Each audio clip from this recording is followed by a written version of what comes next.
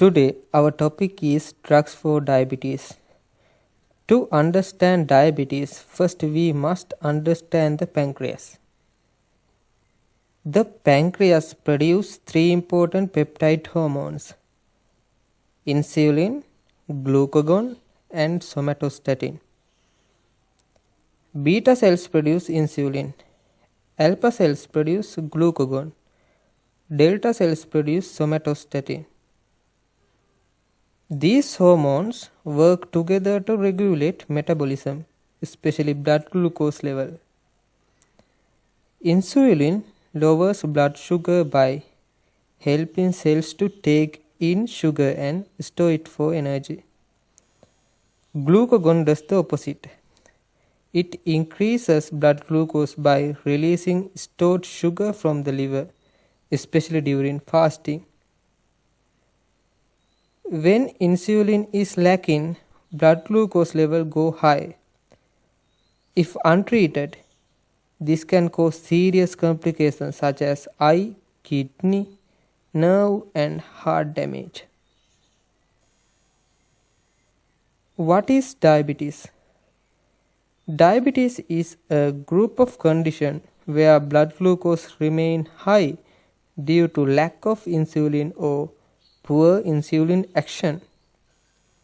According to the American Diabetic Association, diabetes can classify into four main types: type 1 diabetes, type 2 diabetes, gestational diabetes, and diabetes caused by genetic or drug-related factors.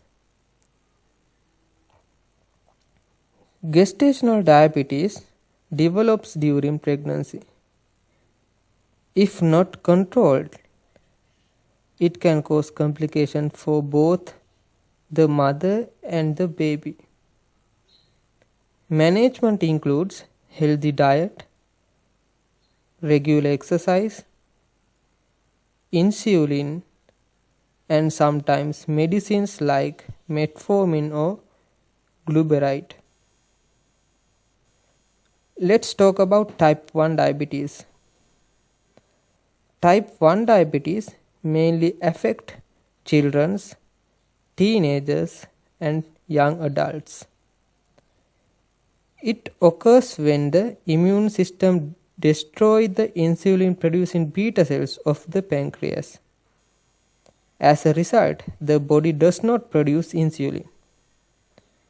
Without insulin, blood glucose level become high, showing classical symptoms like excessive thirst, excessive hunger, increased urination, and weight loss. Lack of insulin can lead to ketoacidosis. Ketoacidosis happens when body has too little insulin.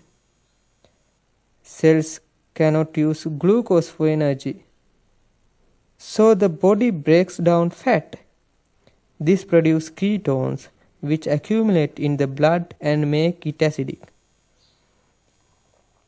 People with type 1 diabetes must take insulin for survival.